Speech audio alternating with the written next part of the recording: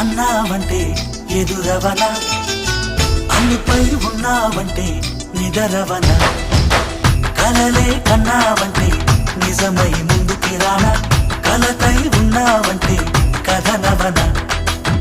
అమ్మలో ఉండే సగం అక్షరం నేనే, నాన్నలో రెండో సగం లక్షణం నేనే.